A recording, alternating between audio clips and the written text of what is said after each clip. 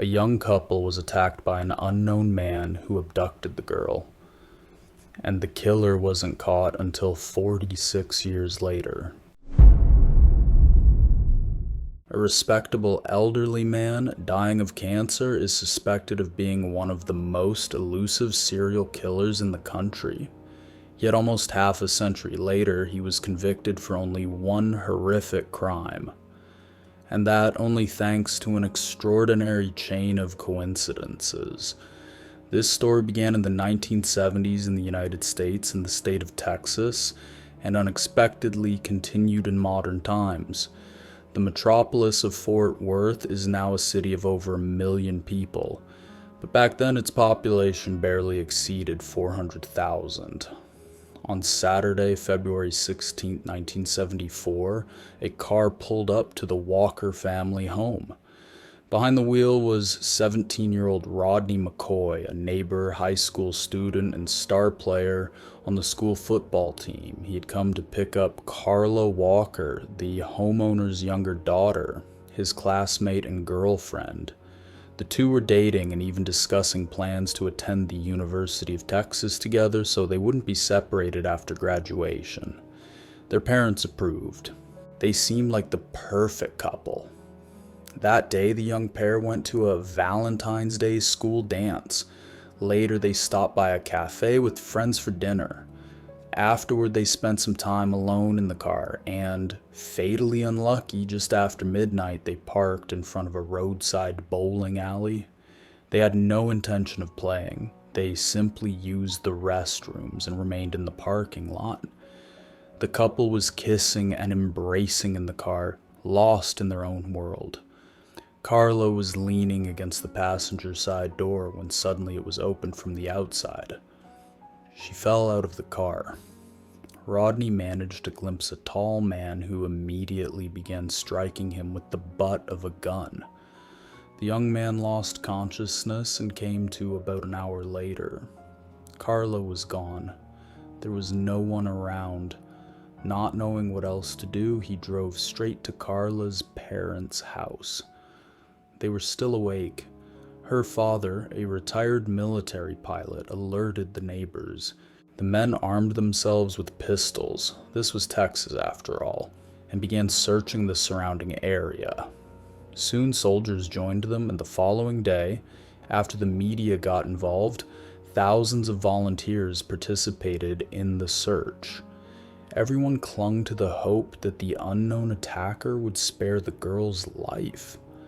The search continued for 3 days until 2 police officers decided to check a concrete drainage tunnel about 7 kilometers from the bowling alley. There they found Carla Walker's lifeless body. The autopsy later revealed that she'd been alive on February 17th and 18th. For 2 days, the unknown monster tortured and raped her. During this time, she was injected with morphine. Beaten and traumatized, Rodney McCoy could not describe the attacker. He did not hear his voice. All he remembered was that the man was white, approximately 30 to 40 years old. Where could the police even begin with such vague details? Still, investigators had 1 lead and 2 pieces of physical evidence, though at the time, one of them was not even considered significant. The body had been dumped in a drainage tunnel during the peak of the search operation, when the entire city was on high alert and police were checking passing vehicles. This suggested the killer lived nearby. He would not risk transporting the body far away. Indeed, it later turned out that the murderer's home was located in the same neighborhood as the Walkers, just 1 block away at Saint-Saulx-d'Ailly, though the abduction had taken place nearly 20 kilometers from there. Most importantly, the attacker had dropped a magazine clip from his gun. It fell inside Rodney's car during the assault.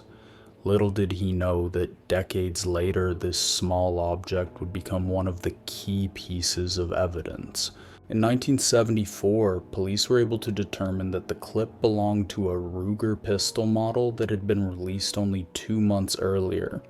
They contacted all gun stores in the surrounding Texas counties and obtained lists of customers who had purchased that specific model. More than 70 white men of the appropriate age were identified and questioned.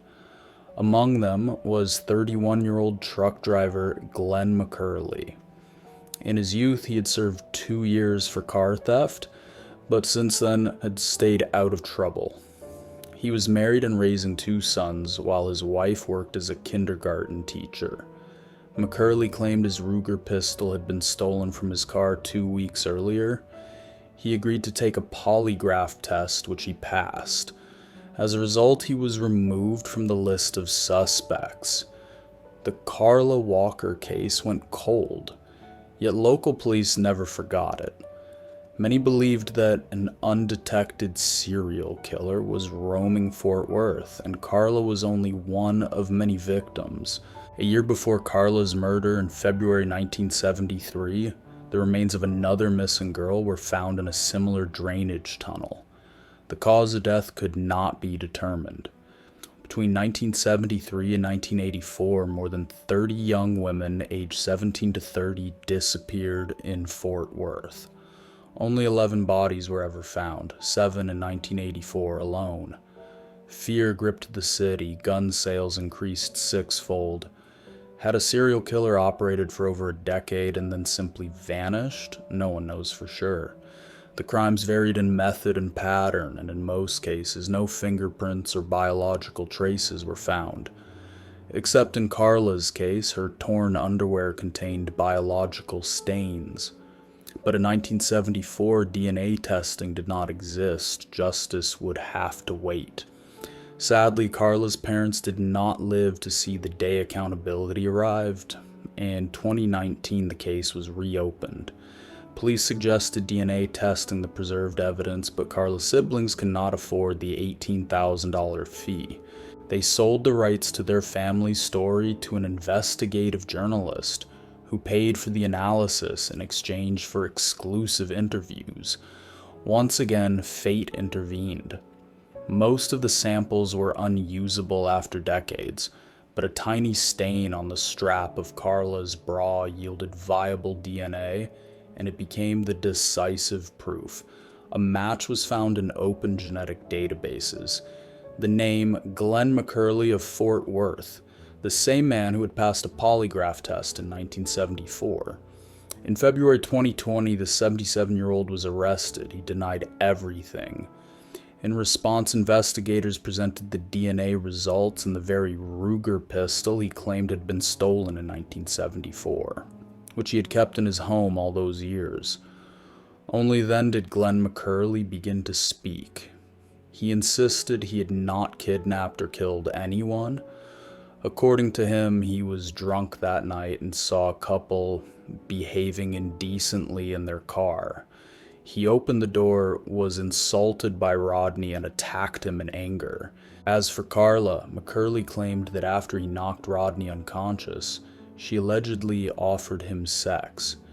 He said any traces found in his car came from that encounter, and that she simply left afterward. What happened next, he claimed, he did not know. As absurd as this story was, it still had to be disproven in court. His lawyers fought hard for acquittal. He was brought into court in a wheelchair to evoke sympathy, though he was physically capable of walking. At 78 years old, he frequently claimed memory loss. On the third day of the trial in August 2021, the case took a dramatic turn. Rodney McCoy, now an older man, testified that nothing beyond kissing had taken place. Carla's former friends also stated that she'd never been sexually active. Realizing the jury would not believe his story, McCurley changed his plea and confessed. Why a dying 78-year-old man with terminal cancer chose to do so remains a mystery. Perhaps it was guilt, perhaps exhaustion. Either way, he was sentenced to life in prison. He never served a single day in a regular prison cell. From the moment of his arrest until his death on July 15, 2023, He remained in a prison hospital under constant medical supervision. His wife and surviving son never visited him. After the trial, they left the city they had lived in all their lives and vanished without a trace. Aside from his court confession, McCurley revealed nothing further, where he kept Carla for those 2 days. What he did to her, how he disposed of her body, all these details remain unknown. He also denied any involvement in the other disappearances in Fort Worth. Shortly before his death, the journalist who paid for the DNA testing visited him. The dying McCurley claimed once more that he was innocent and had confessed only because he was tired and wanted to die in peace. The question remains, who did he think he was trying to fool with this final confession?